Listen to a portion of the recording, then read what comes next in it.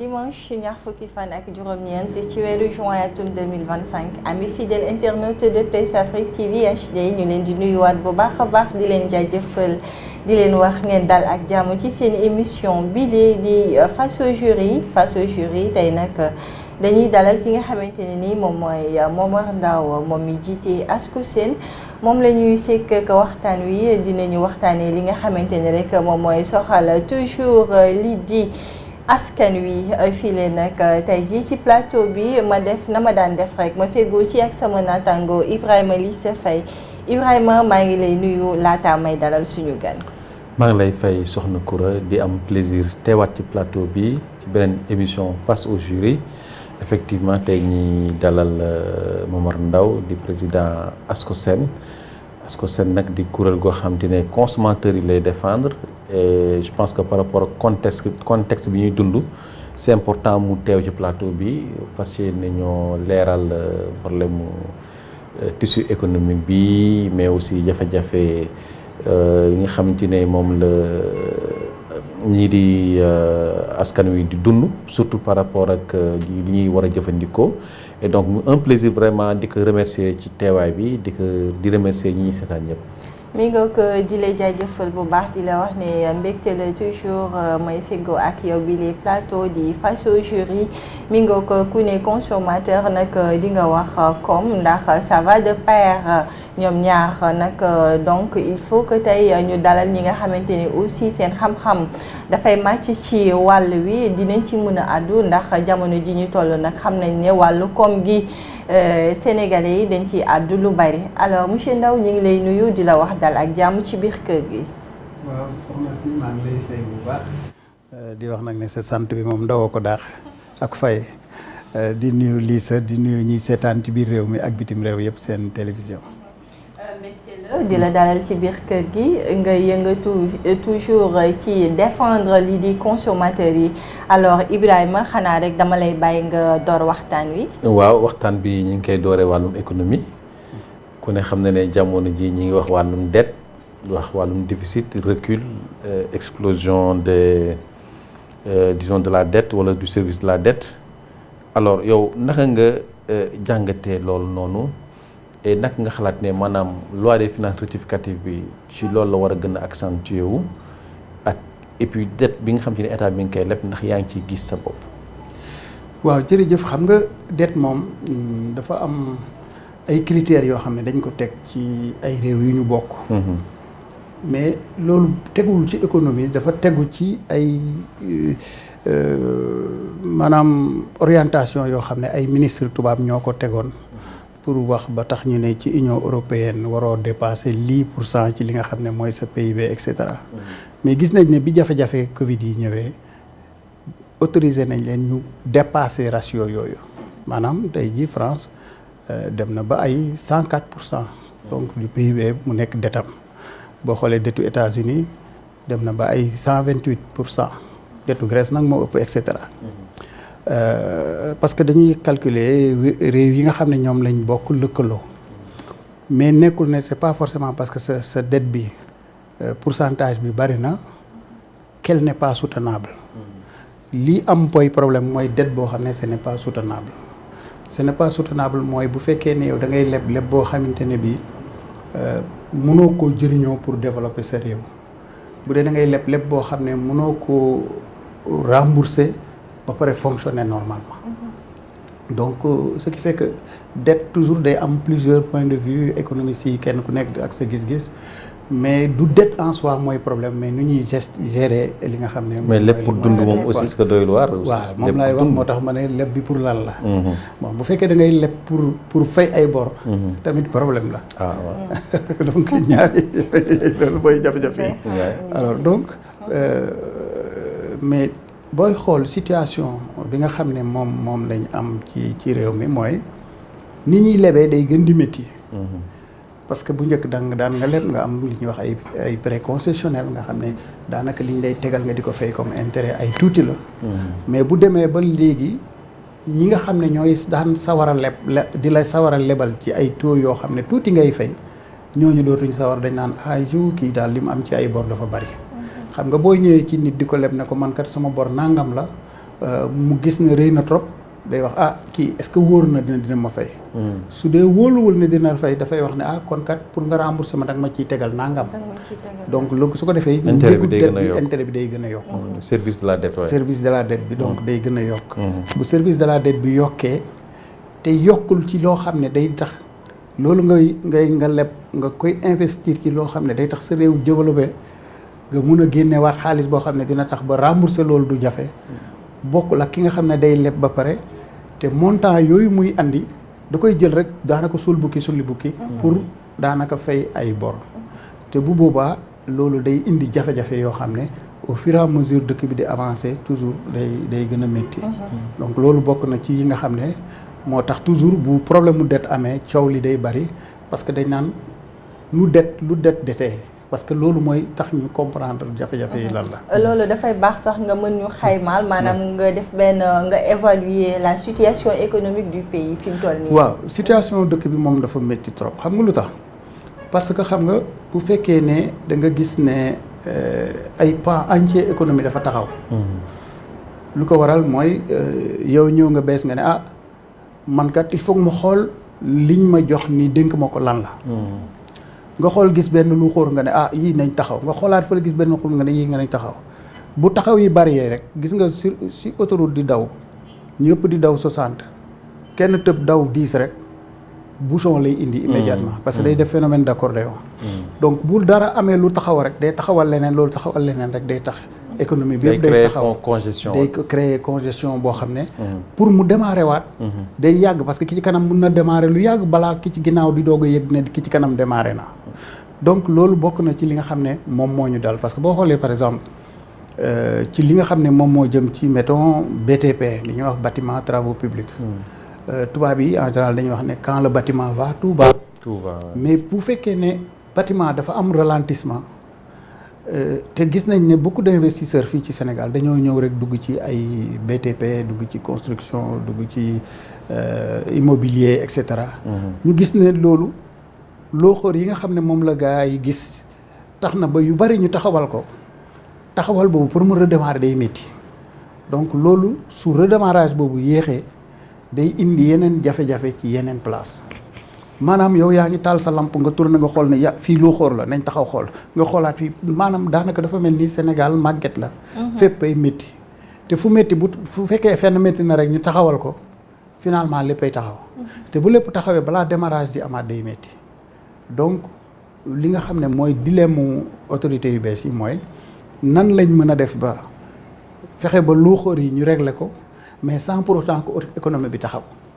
loolu mooy le principal défi bi nga xamante ne bi ci la nouvelles autorités yi taxaw parce que soo demee fenn gis loo xam ne jaaduwul nan ngay def da ngay taxaw wala da ngay continuer soo ne su ma continuer njaaxum li day gën a garaaw kon doo continuer mais boo taxawee beneen njaaxum ngay indi parce que taxaw nga donc maanaam li waay ndax tenir nga en compte prévision de croissance yi itamit yi nga xamante ne jot nañ ko def maanaam 2024 bi ak 2025 bi. waaw parce que xam nga bu fekkee dara dafa taxaw balaa muy redémarrer waat il faut que mu taxaw. donc ce qui fait que prévision de croissance yi mënul nekk la même chose xam nga prévision de croissance dafa am ñaari façon yu ci nekk ki nga xam ne da nga am doole bu baax soo defee croissance bu ndaw day rëy. mais ki nga xam ne ci zéro la jógee mun na def croissance bu rëy donc ñun balaa ñoo mun a amaat croissance bi nga xam ni moom lañ daan am wala bu ko ëpp mooy ñu dem ba ralentissement bi sës ñu doog a redémarrer waat. waaw parce que réew moo xam dem na ba ralentir bu baax pour mu redémarrer croissance am dina yéeg mais bu fekkee mu nekk niveau bu kawee croissance am bu ay tuuti la boo xoolee réew yu mag yi en général seen croissance yi réew yi nga xam ne ñoo nekk ci position d'émergence ñooy gën a rëy yi nga xam ne déjà ñoom. émergé woon nañ ba pare. d'accord. Lisa xam na. waaw mais xam nga man li may koy laaj mooy maanaam njeexitalu dette bi ci population bi. ak ralentissement économique ndaxte fi mu nekk nii gis nañ que ne par exemple mel ni café. yokk gi mu yokk dafa jéggi dayoo. mais mais mbir mi naka la mën a jógee du simple au double man sax du simple au double fan la ñu sukkandiku. waaw ci lan la ñu sukkandiku. ba café jógee foofu noonu yokk. et puis aussi dañuy wax maanaam ñu ne que baril pétrole wàcc na fu bëri. ba carburant fi mu nekk ni ñu bëri wàññi nañ mais Sénégal mënuñu wàññi. d'accord waaw alors dama koy tontu par groupe. premier bi mooy njëg yi cher yi. xam nga dafa am benn comportement boo xam ne moom la commerçant yi di def. buñ déggee ne dara yëngu na bitim réew rek dañ ciy profiter pour yokk sans pour autant que répercussion bi yegsi ci ñoom kooku benn cas la. beneen cas bi mooy répercussion bi yegsi ci ñoom ak répercussion bi ñuy teg ci kaw consommateur bi du tolloo bi maanaa da ngay xool par exemple koo xam ne dafay jënd benn produit mu dikk ko 10 000 francs mu ne ci 10 000 francs yooyu kat su ci amee 10% maanaam 1000 francs bénéfice am ci loolu produit boobu dina tax entreprise am ko na tox mu continuer di liggéey di gagner sa vie ñu ne déeta waaye ñu ne léegi au lieu que 10 000 la koy dikk léegi 12 000 la koy dikk mais moom bu fekkee ne dafa ne toujours dafa bëgg a gagner 10%, ça veut dire que marge am day jógee 1000 francs de 1200 maanaam ci situation yokk boobu daf ci profito yokkaale marge am te bon bu boobaa yokk bi nga xam ne moom la ñuy jot ci biir réew mi mooy gën a ëpp yokk bi nga xamante ne bi moom la ñu waroon a jot réellement da ngay gis ñun am nañ benn ay cas yu bari yu ñu kii da ngay gis par exemple koo xam ne industriel la muy defar benn produit bi am na ñetti bagages yu ci nekk maanaam ku mel ni kuy defar saabu xam nga war nga am lu niin parce que saabu day am lu niin war nga am soude caustique et cetera am na ay produits yoo ci war a am benn ci produit yooyu yokk 10%. te produit boobu rek nekkul ne moom mooy tax nga mën koo defar moom mu yokk 10% te benn produit la su fekkee ne ñeenti produit la yoo xam ne ñoo tolloo lu ñuy dikk ci saabu bi su ci benn yokkee 10% yow li nga war a yokk mooy 0,% maanaam 4 fois nga koy diviser da ngay jël 10 diviser ko par 4 muy 2,5 n'est-ce pas yow 2,5 la waroon a yokk mu yokk 10. léegi ki nga xam ne moom mooy grossiste bi jënd ci moom mu ne sama waa ji yokk na 10 moom mu yokk 25. parce que nee na yokk na donc dafa profité ci yokk bi pour yokkaale marge am. et donc chaîne bi. voilà demi grossiste bi def noonu détaillant bi ñu yokkal ko 50 te fekk ne détaillant bi li ñu ko waroon a yokkal warul mat sax 10. donc répercussion wu li ñuy xam nga loo wax rek ñu jiñ ko mettons. contexte international boo waxee ñu ne Covid jeex na ñu ne way guerre Ukraine ñu ne jeex na ñu ne léegi Irak Israël ñu ngi kat et cetera or répercussion yi du tolloo. ñoom ñoo koy def seen coobari bopp. voilà dañuy profité ci loolu laay wooye le brouhaha de hausse maanaam coowal yokk bu amee rek da ngay gis ñu yokk boo xoolee ne wàññi bu amee soo ñëwee ci waa ji ne ko wàññi woo mu ne non man sama stock jeexagul. te pourtant bu yokk amee bu déggee ne yokk am na bitim réew day yokk avant même que moom muy jot ci marchandise bi bay yëg yokk bi. yokk googu nag dafay créer souvent benn choc interne. exactement alors choc interne boobu bu amee fi mu toll nii l'économie sénégalaise ba yan défi aussi ñoo koy xaar. exact défi yi dafa bari xam nga tey jii da ngay dégg ñu ne léegi dañuy def autosuffisance suñ defee autosuffisance ci produit rek dootuñu am jafe-jafe mais lii sax xoolal benn cas rek laa lay jox prenons soble. ak ceeb. soble kese déjà am nañ ci autosuffisance. parce que nee nañ ñi ngi consommer environ 380 000 tonnes chaque année mais li nga xam ne moom la ñuy produire day dem ba 440 000 tonnes xam nga kon ça veut dire que am na 60 000 tonnes de surproduction. mais ci même période bi ñuy importer 125 000 tonnes. y a un problème. y a problème doo jëlee 125 000 tonnes boole ko ak 60 000 tonnes muy 185 000 tonnes yoo xam ne. yu ëpp liñ soxla ci ay soble te soble ñu naan mu ngi manqué y a plusieurs choses yoo xam ne loolu lay indi benn bi mooy chiffres yi baaxul. statistiques yi baaxul. te statistique su baaxul état fu mu jëm du ko xam. parce que day basé wu ci calcul yoo xam ne baaxul. c'est très important. man fekkee tamit calcul yu baaxul économie bu nërmeelu lan moo ci seen taxawaay. parce que itamit souvent dañuy dégg Ascosen. ça fait très longtemps ñuy dégg Momar Ndao ci boppu Ascosen waaye dafa mel ni ba tey consommateurs yi amaguñ li nga xamante ne moom lañ. waaw parce que xam nga li gars yi di fàtte mooy ñun ay bénévole lañ rek dañoo soob rek mais liggéey yokk ak wàcceeg wàññeeg yooyu état moo koy def ñun dañuy ñëw xelal état pousse ko ne ko defal lii yoon baa ngi nii parce que des fois état dina bëgg a def sax mais du xam fu yoon bi nekk ñu ne ko soo defee nii génn ci soo defee nii génn ci soo defee nii génn ci par exemple statistiques yi ñun ñu ngi alerté ci statistiques yi parce que su statistiques yi baaxulee rek état day juum mënul trouver. dama lay jox benn exemple man fekkee naa benn réunion Mahammed Boun Abdallah Dionne moo nekkoon premier ministre na ko yàlla yërëm problème mu ñaata la ñuy produire ci ceeb gars yi ne dinañ produire à peu près ay 200 000 wala 400 000 tonnes de riz ñu ne ñaata la ñuy importer ñu ne presque 1 million et quelques mille ñu ne ñaata la ñuy consommer c'est-à-dire que benn chiffre correspondre loolu nag loolu ba dafa taxaw keroog ne ministre bi il faut nga wax ma lu leer. parce que chiffres yi douane génnee ne moo dugg chiffres yi ngeen wax ne moom ngeen produire ak chiffres yi nga xam ne moom la ñuy consommer dara tollowul. ça veut dire que le problème il est réel. fekkee naa beneen réunion beneen premier ministre chiffre c'était sur le transport Abdoul Mbaye moo nekkoon premier ministre diggante chiffres yi gendarmerie di am. ak chiffres yi nga xam ne moom la pompier am. ak chiffres yi nga xamante ne bii moom la ministère du transport am sur les accidents sur les blessés amul benn chiffre bu tolloog beneen moromam donc ça veut dire que nous avons un problème avec les statistiques de certaines zones waaw certains départements bon xam naa ne direction de la statistique ak yooyu agence de la statistique c'est des gens assermentés ils font un bon travail dans le cadre de yi nga xam ne ñoom ñoo koy piloter directement mais yeneen statistiques yi vraiment il faut que ñu gën koo góorgóorlu gën koo xoolaat. mais c'est au niveau des remontées des unités de mesure wala ñi nga xamante ne ça y est c'est pas des gens assermentés qui le font c'est quoi le problème vraiment ba ñu war a mën a am ay problèmes statistiques. parce que boo xoolee sax. quand il y a campagne agricole. exact chiffres yi nga xam ne moom la ñuy joxe. voilà ak li am en réalité. sur le terrain day wute carrément. totalement c'est quoi le problème réel pour ñu mën a saafara loolu parce que loolu aussi bu ñu ko saafarawul. duñ mën a dem fu sori. exactement par exemple xam nga am na réew yi organisé yi par exemple day am ay obligation de déclaration de récolte wala yooyu. bon bu fekkee loolu gars yi comme neex déclarer lu la neex ñi nga xam ne ñoo war a dem compter ji récolte yi demuñ. defuñ seen liggéey normal donc day sooxe. donc déjà méthode de collecte données yooyu ci boppam moom la ñu war a améliorer su ko defee bu ñu ko améliorer mu leer ne presque lii rëcc day doon loo xam ne mooy asaka bi comme on dit dina tax ba dans sa globalité chiffres yi ñuy am di baax. mais DRDR la mooy seen liggéey kon. parce que DRDR mi ngi nekk ci àll bi ñoom loolu la ñu war a gérer. waaw moom kay ministère de l'agriculture rek waxal ministère de l'agriculture. mais yaa ngi wax DRD mais ñoom aussi ñoom ñi nga xamante ne yéenay taxawal toujours les consommateurs.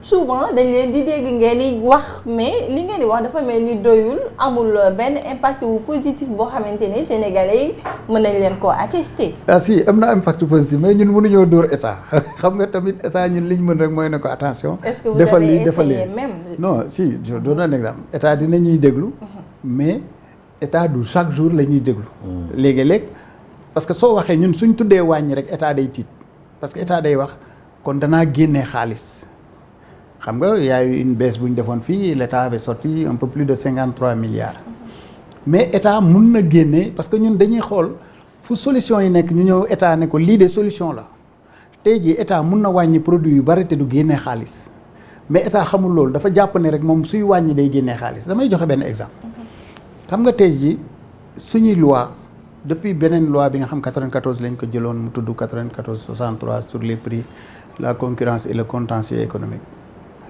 ba biñ ko changé créé loi bi nga xamante ne bi mooy sur les prix et la protection des consommateurs dafa wax ne suñ produit yi dafa libre prix yi dafa libre sauf yan produit yi nga xam ne man état maa ko administré wala maa ko fixé yii la état administré ceeb dëwlin suukar waaw dëwlin kii nu mu tudd farine mburu yooyu mooy ci yi nga xam ne moom la ñuy lekk tous les jours léegi boole ci médicaments yi électricité eau téléphone transport yooyu ak prix des médicaments yooyu mooy yi nga xam ne état moom mooy wax ñaata lay doon à part ça mais ana yàpp suñ mbokk kii yi pël yi jolof yi ana jën waaw parce que soo ne yàpp rek da ngay wax élevage boucherie et cetera sàmm cosaan d'ailleurs yàpp sax kilo bi mi ngi toll ci presque 4800 fi mu nekk nii mais te ci lan lañ ko teg ban analyse économique teguñ ko ci benn analyse économique te réew yi organisé yépp sooy jënd mala dañ koy peese ci poids lañ koy jaayee moo xam nag la moo xam xar moo xam béy moo xam lu mun ci doon mais fii da ngay xool rek yow ban amuloo benn élément d'évaluation de li ngay jënd. ndax nax nañ la wala naxuñ la. loolu tax ñun depuis plusieurs années ñi ngi wax nguur gi nag na jël li nga xamante ne bi moom mooy def comité technique comme ni ñuy defee yeneen prix yi ñu def la structure des prix des produits yi nga xam ne c'est des produits de l'élevage su ko defee xar bu nekk selon sa race ñu ne bii kilo nangam la. su ko defee kiy jënd duñ ko nax te kiy jaay du perte ndax état day aaye jaay perte mais donc loolu problème la te tey ji boo xoolee boucher bi su ne la kilo 4000. mais peut-être dafa jàpp ne moom xar mi par exemple xar maa ngi peser mettons 20 kilos mu jëndee ko mettons 18000 ah bu fekkee ne 18000 la ko jëndee mettons même 18000 c'est trop. supposons dama bëgg a def benn calcul bu simple rek pour que ñu mën a comprendre maanaam su fekkee ne moom xar mi mu jënd mi ngi ko dikk ci calculam 3000 francs le kilo xam nga da ciy teg dara ne lii mooy li nga xam ne parce que xar mi der bi duñ ko jaay abaay yi duñ ko jaayee même prix que yeneen yi et cetera yax yeeg yooyu léegi su defee abattement boobu après dina wax ne su ma ko jaayee nangam laa ci mun a génn mais kon boucher bi ci boppam pour mu mun a jaay normal il faut ñu jaay ko xar moo xam ne poids bi ñaata la mais sama mbokku pël yi pour ñoom ba léegi suñ peser xar yi wala nag yi dañuy perte mais buñ ko doon peser sax vous ne croyez pas que dina ko doon ëpp ndax yéen a ngi tenir en compte aussi le fait que tey li ñuy jëndee aliment de bétail bi parfois l'accès à l'eau aussi ça demeure un problème. waaw ndax loolu aussi ay jafe-jafe la. te bu ñu waxee ne kii jaaykat bi en même temps consommateur la. sàmmkat bay wax wala journaliste bi. non pas sàmmkat bi en même temps journaliste bi mun nañ nangu loolu mais juste que jafe-jafe yi nga xamante ne dañ koy dund. waaw mais en fait parce que quelqu'un qui n'a pas accès à l'eau koo xamante ne pour mu am aliment de bétail problème la alors que bul ko jàppee sàmmkat jàppee ko un consommateur. tout à fait léegi bu fekkente ne consommateur la te amul accès ci loolu aussi c'est un problème. xoolal bu tabaski jotee. état bi façon abattement bu nekk lay defal sama mbokku pël yi day wax booy transporter tekki leen ne ay taxes di leen jox ndox gratuitement di leen jox éclairage di leen jox lu ne aliment de bétail sax dañ leen ciy dimbale. mais amul benn répercussion sur le prix du mouton au consommateur. alors que loolu dafa waroon am répercussion beneen bi ci nekk mooy état day aaye jaay perte donc kon bu état buggee génnee prix pël yi dañuy toog teefanke yi toog boucher yi toog consommateurs yi toog dafa am lu ñuy wax le conseil national de la consommation donc acteurs yooyu yëpp dañuy toog ministère de l'élevage toog douane police gendarmerie ñëpp toog presse bi sax bokk nañ fekk ne comité technique def na liggéey bi nekkoon lii mooy prix de revient du kilo de mouton race bii su prix de revient bi nekkee nii kon normal na ñu am marge bii pour mën a continuer seen liggéey c'est sur cette base que la ñuy proposer le prix du kilo de mouton wala de porc pour ñuy lekk yàpp mbaam et cetera mais pël yi dañoo ragal sax ñu organiser sax waxtaan boobu donc xam nga loolu day faussé kooku mooy beneen bi ci nekk mooy tey jii xam nga jox naa la quelques produits yoo xam ne moom la état administré mais yeneen produits yëpp dafa libre xam nga loolu lu muy indi mooy ne comme c'est libre mais lii est libre de vendre le kilo de je sais pas de kilo de lait à 1 milliard xam nga li ma la wax donc su ko defee produits alimentaires yi nga xam ne moom la ñuy jënd tous les jours dañ koy proposer à des prix extrêmement élevés te beneen affaire bu ci nekk mooy xam nga li taxoon état wax loolu mooy libéralisation tubaab yi ñoo ñu ko imposé woon en 94 moo tax première loi boobu 1994 la woon loolu day wax concurrence mais concurrence mënul am su fekkee ne man consommateur je suis captif maanaam tey jii su ma ñëwee di jënd ci yow dara nga ne ma 1000 francs ma xam ne boutique bi ci koñ bi dend ak yow mu ngi koy jaayee 900 dama la fay bàyyi dem jënd 900 su yàggee nga wàññi mais bu fekkee leer na la yow boutiquier bi ne man loo ma jaayee dama koy jënd par force parce que non seulement su ma demee à côté même prix laay am mais même bu wàññoon ba ma dem à côté su ma ñëwaatee dootoo ma lebal kon man du ma dem donc je suis un client captif kon concurrence du dox d'autant plus que boutiquiers yi dañoo am ay groupe WhatsApp yoo xam ne y a plus de ay 1000 personnes yoo xam ne ils sont dans le groupe WhatsApp dañuy waxtaan di échanger wante te xam nañ réglementation bi xam nañ prix yi. lan loolu nga xalaat ne kon foofu la ñuy jaar pour yokk njëgu suukar bi. exactement mais njëgu café bi moom naka la demee. et puis aussi man damay laaj fi mu nekk nii lii di Ascosen.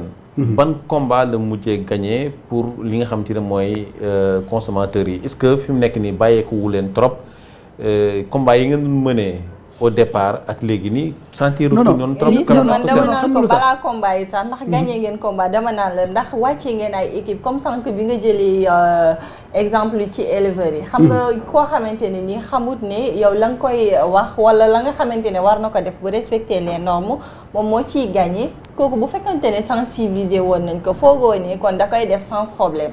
non xam nga dafa am ay ni ñu koy waxee ay certitude dafa am ñoo xam ne dañuy am ay certitude am li ñuy wax perception xam nga mun ngaa am perception ne dafa tàng fekk tàngul moo tax boo xoolee sax météo buy wax sax day wax 26 degrés perception 24.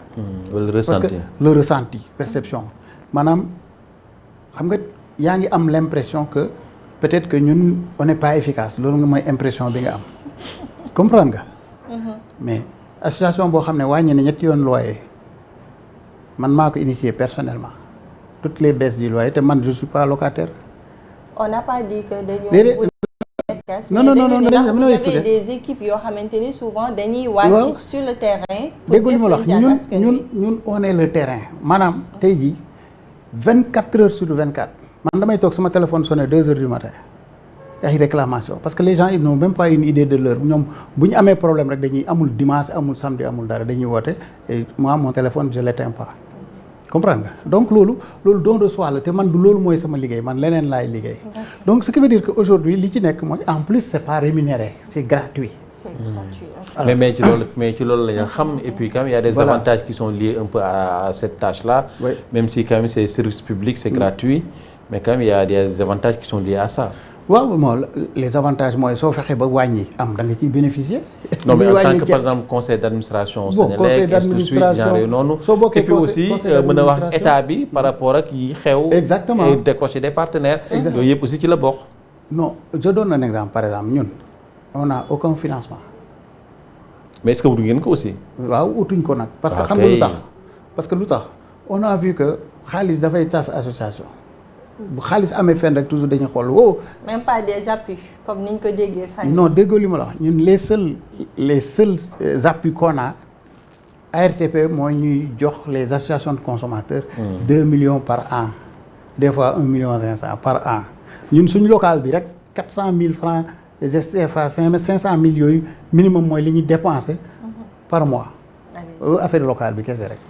donc ça veut dire que loolu c'est absolument rien du tout donc li ñu def dañ koy def parce que dañ ko gëm mais defuñ ko pour question xaalis wala dara beneen kii bi ci nekk mooy boo xoolee ñun li ñu def mooy dañu gis benn problème am ñu ne y a plusieurs façons d'agir soit ñu nekk ci mbedd mi def marche wala ñu dénoncer wala ñu proposer des solutions on a tout essayé parce que ça fait quand même 36 ans que l'Ascosen existe marche nañ ñu jàpp ma masse courant et cetera marché nañ sax contre la hausse des loyers du temps de Wade. te taxul prix yi wàcc mais moo tax en fait ñu ne manifestation yi nga xam ne Ascosen moo doon def. si sentiratuñ ko noonu. parce que Ascosen ay jamono. mais bu ñu doon wax hausse man plusieurs fois ñëw naa fekk naa la fu nekk. exactement def interview ak yow ci wàllu consommation yi mais léegi si nii dafa mel ne Ascosen dafa ker. déedéet moom laay expliquer nii. moom laa lay expliquer xam nga avec Wade def nañ marche. pour ñu wàññi prix du loyer. On n'a pas obtenu gain de cause. Parce que Wade était persuadé que nañ yokk offre bi. yeneen bees yi am ci location yëpp amu ci benn boo xam ne marché moo ko joxe. yëpp dañuy wax état jox ko solution. parce que il faut nga xam nooy ñun lu ñu am solo mooy nañ wàññi loyer ñu ne bon essayé nañ marché ça n'a pas marché nañ essayé beneen façon. quand le président Macky Sall est venu mu proposé ko ne nañ wàññi location bi xam nga nu ma ko jaaree lii laa ko wax. ANSD moo def étude gis na ne gars yi dañuy yokk 256%. alors que 44% rek la ñu subir. deuxièmement mu ne ma ne ko ANSD bi mu defee étude bi gis na ne population yi dañoo sonn ci location ba il demande une baisse de 37%. ma ne ko boo wàññee location yow ci sa bopp di nga fay yow état yaa ngi fay 14 milliards de francs de location soo wàññee 30% c'est beaucoup d'argent yoo xamante ne bi yow état da nga koy économiser xam nga da ciy gis boppam. waaw approche bi. ma ne ko troisièmement mu ne ma ne ko soo wàññee population yi dinañ ànd ak yow comprendre nga. donc il est gagnant à tous les coups mu ne d'accord on a obtenu le résultat sans faire de marche. donc l'essentiel ce qui est important c'est le résultat dañ koy teg xel parce que bu fekkee ne moom moo yore doole ji mooy président moo yore armée yore kii et cetera ñun mënuñ koo noot pour mu wàññi nañ ko nax mu wàññi est-ce que comprendre nga loolu mooy la stratégie looloo tax ñun ñuy am ay résultats mais bu fekkee ne da nga jàpp ne affaire bi jàmmaarloo la rek non parce que ñun defuñu affaire bi pour nit ñi gis ñu comprendre nga jéemuñ def seetluwoo dara depuis très longtemps on n'a pas fait ni de conférence de presse ni de communiqué ni rien xam nga lu tax parce que on ne cherche pas à être vu li ñuy def dañ koy def parce que dañ ko gëm rek mais xam nga aussi au départ moom daa ngeen def conférence presse daa ngeen def marche c'est-à-dire amoon ngeen ay plan d'action yu ngeen doon doxal exactement bu yokkute amee aussitôt ñu xaar communiqué ASCOSEN exactement bu ñëwee ñu journalistes yi ñëw yëg si la mais xam nga boo demee aussi ba atteindre yeneen niveau de croissance yi loolu da nga koy bàyyee kii yu ndaw yi. waaw mais ASCOSEN en fait pour man xeex ngeen effectivement pour ñu wàccee location bi. mais location bi bu ñu ko wàccee saa yi dafay mel ni maanaam pour kii dañuy wàññi. bailleur dañuy wàññi. bu ñu wàññee ay diir ñu yokkaat. dañ koy doubler sax. voilà xaaral ma tey jii nii maanaam population bi bu ñu nee wàññi sax dañuy tiit ndaxte bu ñu nee wàññi. dañu ne ñi dañuy rattrapé affaire bi. voilà léegi xaaral ma tontu question boobu mu ñu mën di def nañ ko rattrapé. question boobu question bu neex la. waaw xam nga lu tax réew moo gis ña fa ëpp doole. ca réew ma ñooy bailleurs yi ñii magistrat lañ ñii avocat lañ ñii ministre lañ ñii DG lañ. ay borom doole ñoom yore location nga jóg taxaw ak ñooñu ne leen léegi yéen li ngeen doon gaay ñi dinañ ci wàññi 30% duñ ko nangu wàññi yi ñu def nii yëpp ni ngay gis nii yëpp mais borom doole yi d'accorduñ ko borom kër yi d'accorduñ dañu amul pexe rek donc lépp luñ mun dinañ ko jéem a def pexe pour wàññi bi bañ a am. moo tax suñ ne xëpp buñ ne wàññi ñu dawal ba ci digg bi ñuy seet.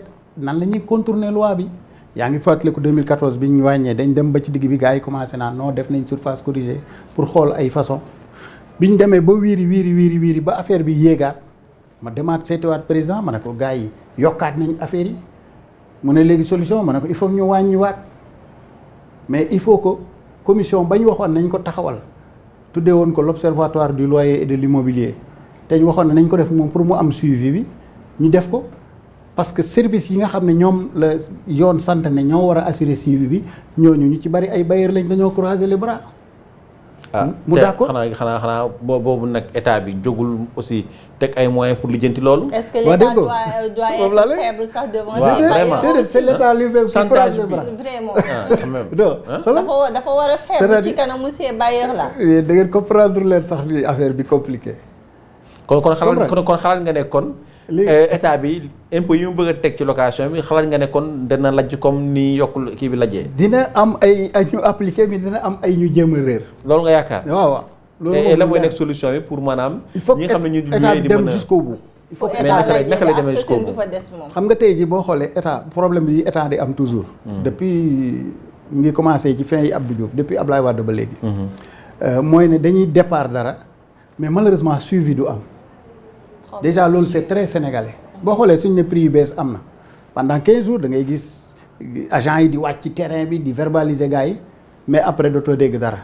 suñ déguerpiree fenn da ngay gis ñu déguerpir pendant 1 mois kenn dootu fa nekk mais après gars yi bàyyi ñu ñëwaat. donc ça c'est très sénégalais donc il faut que rupture pour ñu am ko il faut que loolu déjà mu am rupture maanaam suñ ne dara la. jusqu'au bout gars yi continuer di ko respecter. donc boutique témoin yi nga xamante ni ministre bi waxoon na ko fii les Sonadis boobu ba léegi. mais bëggoon naa ñëwaat juste ci location bi dinañ ci ñëwaat. non en fait dama bëggoon ñëwaat juste ci impôt bi. waaw impôt bi parce que impôt bi man li may tiit mooy bailleurs yi teg ko ci ndoddu ñi nga xamante ni ñooy loué. waaw c'est-à-dire. parce que loolu aussi dina am bailleurs yoo xam ne dinañ ko jéem. mais problème bi mooy. su fekkee affaire bi jaar na yoon. yoon dafa wax mu ne kenn amul droit fixer prix du loyer à part man yoon ni ma ko tëralee maanaam da ngay def surface corrigée ba pare am prix bi te waroo romb prix boobu mën nga def nag moins cher mais mënoo romb prix bi yoon mu ne soo ko rombee danaa la daan ñaar ba juróom-benn weeri kaso wala alamaan boo xam ne mën na dem ba 1,5 million mais bu fekkee ne yoon da koo wax ba pare te kenn jéemu ko appliquer. Justement application mooy problème bi. mais premier bi mooy yow bu fekkee yow dañ la loué nga jàpp ne waa ji li mu la loué dafa seer mais soo demee tribunal rek day jël expert ñu calculer waat prix kër gi. te mooy fay expert bi. yow yaa koy fay yow mi demandé. waaw mais xaaral mais su fekkee par exemple léegi waa ji daf la naka la suñ daanee mais suñ daanee su fekkee waa ji moo toor moom mooy fay. mais bu fekkee ne waa ji toorul yow yaay fay léegi nag su fekkee par exemple expert dafa génnee résultat ne yow waa ji 100 000 la doon laaj ndekete mi ngi la doon laaj 150 000 50 000 yi mu ci teg depuis des années da la koy rembourser. te il risque 2 à 6 mois de prison wala une amende qui peut. te c'est à la portée de chaque consommateur. mun nga dëkk ci benn kër 5 ans 3 ans 2 ans 1 an. ne man yaakaar naa ne waa ji li may luyee dafa cher soo demee rek dañ koy régler. D'accord. mais le problème mooy ñun biñ xeexee bañ wàññi location am na ñu dem wax seen bailleur ne la wàññil 5000 kese. xam nga luñ ci jublu te boobu ils avaient droit à 29000 xam nga luñ ci jublu woon. pour woon bailleur bi ne ko ñun kat yoon may nañu 29000 mais ñun 5 rek lañ la teg. pour que ñoom itam bu ñu retardé waa ji du leen teg li yoon wax. donc yooyu yëpp daf ci nekk c'est-à-dire y a beaucoup de situations yoo xam ne. le consommateur ci boppam moom moo du laaj li nga xam ne mooy àqam wala yelleefam. léegi nag tey jii bu fekkee ne yeneen prix yi lañ xool.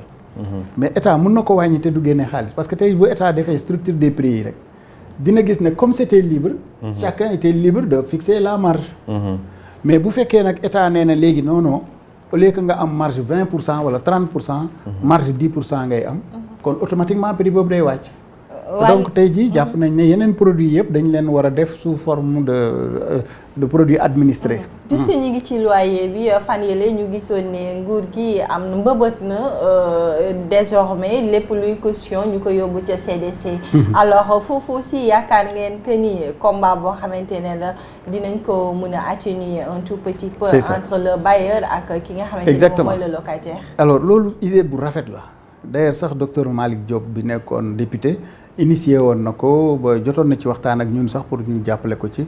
entre temps assemblée bi gars yi tas ko. léegi nag CDC jël na ko c'est une excellente chose. pourquoi parce que tey jii et puis day arranger bailleur bi. day arranger état day arranger locataire. pourquoi day arranger bailleur bi. te gis naa ne bailleur yi sax ñoom ñoo ci gën a bari coow di kaas naan duñ ko nangu. mais lu tax mu arranger leen. xam nga tey jii supposons quelqu'un qui paye mettons 200000 ñu joxe avance 2 mois. muy 400000. Ouais.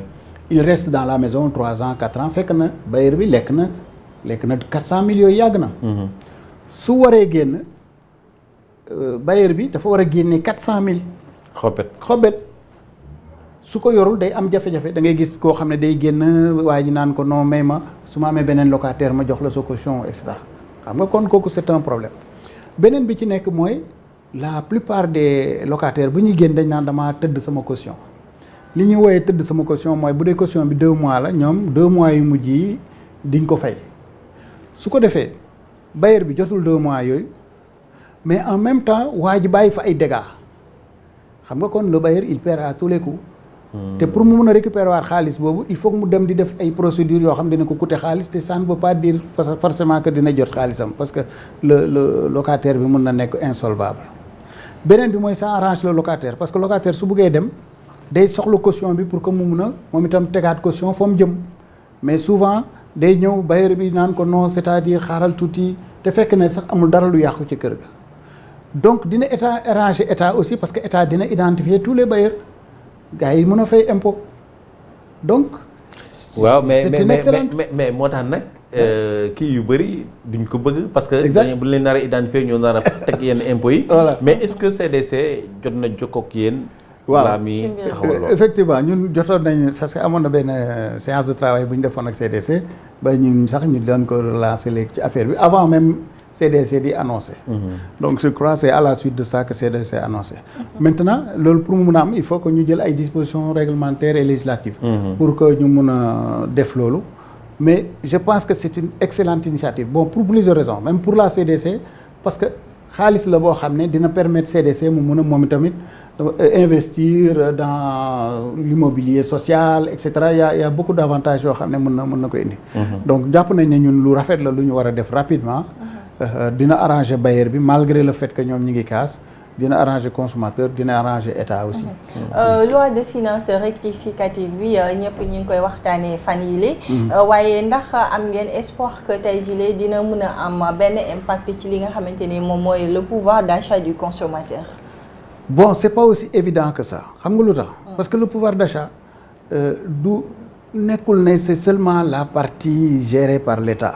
xam nga toute la partie des produits de première nécessité dafa mel ni privé yi ñoo koy gérer booy xool li état mën a def mooy ñëw taxaw en tant que état ne man kat je fixe la limite maximale des prix su laajee renoncement de taxe wala de droit ma def ko su laajee subvention ma def ko. mais dans l'absolu rek déjà rek à la base rek tant que réglé wuñ l'inflation des produits quotidiens yi nga xam ne même basique de première nécessité pouvoir d'achat bi toujours day am jafe-jafe. mais état dafa mel ni dafa lajj ci loolu. non état lajjul ci loolu mais daf ko mënagul a régler maanaam xam nga lajj mooy nga essayer doxul. mais état lu mu essayer woon mooy wàññi suukar ak mburu yooyu def nañ ko ak diwlin. mais xalaatoo aussi subvention bi bokk na ci li creuser déficit bi. waaw subvention bokk na ci li creuser déficit mais buñ subventionné wul man wax naa loolu banque mondiale ak FMI mais nee naa leen mais yéen naka ngeen mën a taxawee ngeen xool ñu jubët ñu xool leen ci bët ngeen ne non bu leen subventionné ñu ne lu tax nga wax loolu man leen non ñun suñ subventionné wul suñ kii suñ intrant yu mel ni ak ay éléments de production yu mel ni comme énergie mais suñ énergie bu fekkee dafa cher ñun suñu économie du compétitive te kon on est obligé de subir toujours le dictat des importations xanaa kon bëgg leen ñu développer da nga bëgg toujours rek ñun ñu am produit yoo xam ne mënuñ fexe ba génn ci jaay ci. ñu ne ma bon loo proposé man leen ñun lu ñu proposé lii la c'est très simple mooy ne au lieu que ñuy bloquer subventions yi ñu bloquer exonération yi. parce que exonération dañ lay xool yow nga nekk un producteur ñu ne exonéré nañ la de temps te exonération yi dinay dem parfois ba ay 500 milliards te ay individualité lay profiter.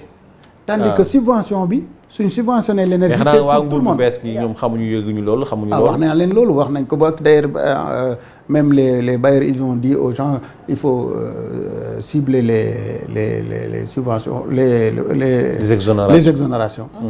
parce que loolu man maa indi coow li parce que man maa ne leen déet ñun am na 500 milliards yu ñuy maye te ñun ñu ngi odd bo jotul waaw kon léegi au lieu que ñuy may ay individualité su fekkee dañoo subventionné loo xam ne collectivité bi yëpp la. c'est plus juste plus équitable que de subventionner d'exonérer des trucs te bu njëkk da nga daan xool ay exonération individualité la ñuy def des fois ay marabout mais xalaat nga ne exonération yi dina neex a lijjanti par rapport ak yenn kii fa nga xam te ne kilifa lañu wala ñi am luñ ci yaakaar ainsi de suite ak niveau de corruption beeg xalaat nga ne dina ko lijjanti. waaw du yomb nag. du yomb parce que da ngay gis ay exonération yoo xam ne jaaduwul mais conditions yi ñu koy joxee tam moo jaaduwul. alors donc il faut que foofu aussi que état bi vraiment jublu ci bu baax segg ko seggaat ko xool yi nga xamante ne bi vraiment mën na ñàkk ñu dindi ko lañ ci économiser. parce que boo amee 500 milliards te yow Sénélec yaa ngi koy subventionné pour 120 milliards muy intéresser tout le monde mais mieux vaut nga dindi ci loo xam ne di nga ko subventionné Sénélec suñu entreprise yi am kii am nu mu tudd am performance. beneen bi ci nekk aussi nee nañ leen subvention ciblée par exemple tey jii képp koo xam ne da ngaa abonné rek Sénélec moo xam système Woyofal moo xam munti doon première tranche yi c'est subventionné. mais Banque mondiale bu nekk fii di consommer électricité dañ ko war a subventionner première tranche non. Organisation mondiale de la santé FMI et cetera toutes les ambassades ñooñu soxla wuñu kat donc ñun looloo tax ñu proposer ne na Sénélec def un abonnement spécial pour ñi nga xam ne il ne paye que le prix normal. mais yow administrateur nga mais est-ce que loolu aussi yaa kaas nga ko proposé nga ko est-ce que loolu moo tee aussi doxaluñ ko. non proposé naa ko mais du ma administrateur Sénélec mais proposé naa ko depuis bientôt ay mois.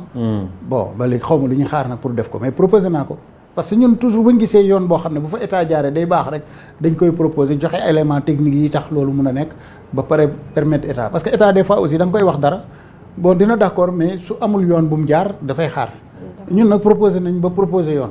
Ah, très bien. Donc voilà loolu dafa très bien.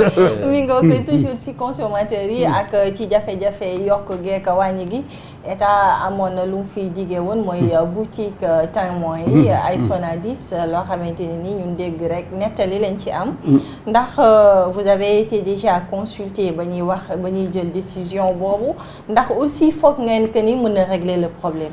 voilà léegi damay rappeler tuuti rek benn historique xam nga bi fi président Wade ñëwee ñun ci lañ marchoon le 30 mars bañ maasoon ma courant. Parmi les solutions yi nga xam ne lañ proposé woon ci lañ waxoon ne dañ créer li nga xamante ne bii moom mooy les magasins de référence. baatu magasin de référence sax Ascosen moo ko génnee. fekk na juste avant président Wade di yéeg. On avait discuté avec la coopération française madame Avon moo fi nekkoon à l'époque pour mu financer un réseau de magasins de référence et de coopératives et de centrales d'achat mais malheureusement ni nga xam ne moom la ko gars yi appliqué gis nañ ne ce n'est pas la bonne méthode ndax dañ ko bëggoon a def comme boutique de quartier or boutique de quartier pour mu rentable il faut nga vivre comme boutiquier de quartier ndax boutique de quartier marge yi dafa ndaw te boo xoolee ñi yore boutique yi muy dox ñoo xam ne la lépp ci boutique bi lañ koy def su ko defee seen niveau de dépense yi day faible ba dinañ ci mën a génn ndax xool nga gis nga ne à un moment donné naar yi ñoo fi nekkoon yore boutique yi bi naar yi demee sénégalais yi jéem mais ils ont tous échoué tey boo jëloon ku nekk docteur en économie boo ko joxee boutique day échoué donc ça peut pas régler le problème. déedéet waxuma ça par damay expliquer ma ni donc c'est la raison pour laquelle waruñ ko remplacer waruñ créer des boutiques mais des magasins. des magasins. parce que bu fekkee boutique la condition de fonctionnement yi day tuuti trop. mais bu ñu ko defee style magasin boo xoolee tey jii pour ne pas les citer Auchan mais Auchan lan la marché la rek buñ si luy sel. c'est ils vendent comme au marché laxas yi kaane yëpp dañ koy jaay mais avec les économies d'échelle day tax mu rentable. donc mais nit ñaa ngi doon wax ne Auchan dina rey marché yi dina rey kii yu ndaw yi mais reyu leen ba léegi. non reyu leen mënu leen rey. c'est-à-dire il faut que gars yi comprendre xam nga ñu bari da ngay gis dara ñëw rek ñu commencé yuuxu et cetera.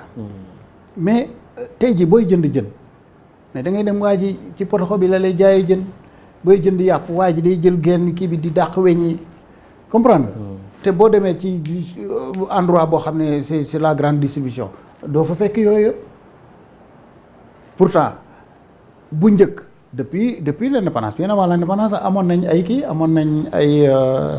ay supermarché Printania amoon na fii plus tard la yeneen chaînes yi ñëw. Sonadis waaw Sonadis moom c'était un truc national il y avait des boutiques de quartier après dans les années 70 ci la ñu nit lu ñu tuddee woon magasin témoin donc après voilà exactement après prix du yi ñun ñoo ko proposé woon ñun ñoo avant prix du yi pardon ci lañ proposé ñun les magasins donc de référence léegi gars yi def réseau boo xam ne moom moo topp ci prix du yi mais l'idée aujourd'hui mooy ñu def des magasins qui sont assez importants en surface mu nekk grande surface parce que boo ko defee ci lay mën a am rentabilité ak plus une modernisation de la distribution parce que aujourd'hui conditions yi ñuy defee distribution da ngay gis gars yi bu guddee ñu fay seen frigo foog ne ñu ngi économiser or frigo boo ko fayee boo ko taalaatee toutes les machines yi da am compresseur dañuy consommer entre 7 à 10 fois leur consommation normale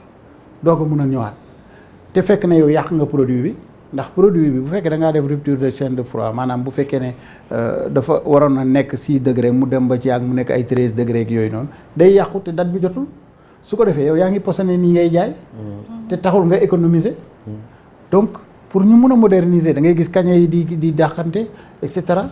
mais juste rek xam nga ne woon nañ ci boutique yooyu aussi am na des jeunes yoo xamante ne dañ leen di wàccee sur le terrain. exactement vous pensez réellement que dina participer. voilà ci employabilité te loolu dafa mel lu xaw a yéex sax. voilà léegi parce que sant duñ ko torop. mais pas plus tard que fan yi ñuy commencé waat di yëkkati mbir mi. voilà loolu aussi ñun Ascosen ñoo ko proposé woon parce que dañ gis ne.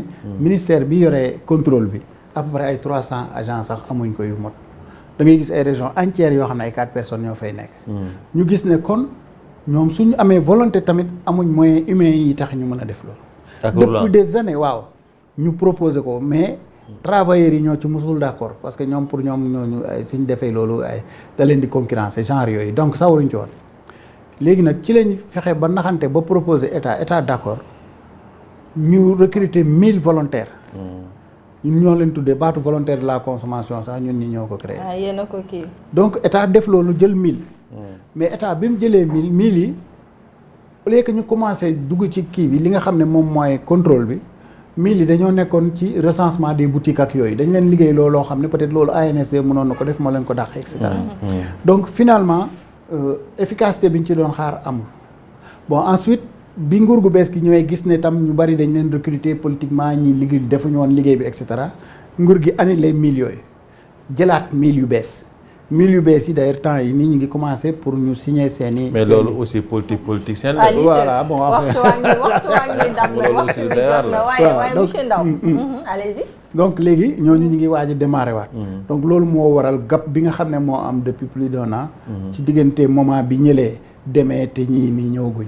waaw d'accord mi ngoog waxtu wi dab nañu waaye du ma yëkkati jotaay bi nag te laajuma la ndax buñ ne Momar Ndao Ascosen xale yi dañ lay tooñ de naan 94 ba léegi moo ci ne xanaa amu ay jamaale. da ngay ñëw ma jox la ko ñun am nañ 20 jamaale ak juróom y'a 26 associations de consommateurs yu am ci Sénégal. am na ci ñoo xam ne ba ñu nekk président man nekkuma président. ah oui ah oui oui. comme ban Maguette Fall bu ADEC bi muy nekk président boobu man membre Ascosen laa woon parce que man damaa nekk membre jógee fa nekk président de commission jógee fa nekk secrétaire général doog a nekk président. fi mu toll nii am na ñu bëgg nekk président Ascosen. mais Ascosen léegi ñëpp a ko bëgg parce que fi mu ne nii xam nga jigéen boo ko defaree ba mu taaru rek. ñëpp a ko bëgg mais problème bi mooy li ñu xam jigéen bi aussi. waaw mais le problème de fond mooy lenn. xam nga su fekkee Ascosen liggéeyul. nañ dem ci beneen association c'est libre création association c'est libre su fekkee Ascosen ñi nga xam ne ñoo bokk ci daayira bi ñoom ne nañ kii moo ñu doy te ñooñu rek ñoo mën a wax ne kii doyatuñu kon kay ku bugg a changer ki nga xam ne moo fa nekk mais il faut que nga ñëw bokk ci affaire bi. ñaata membre ngeen. am nañ 28000 membres donc 15746 yu am ay carte 28000 waaw. mi ngoog xam naa ne waxtu bee ñu xoj rek waaye bëggoon naa sax ñu laal ci politique bi ndax sampoon nga fi sëndal nag. waaye et puis sax waxaale aussi nit ñi naan am na tension amul tension ak surtout.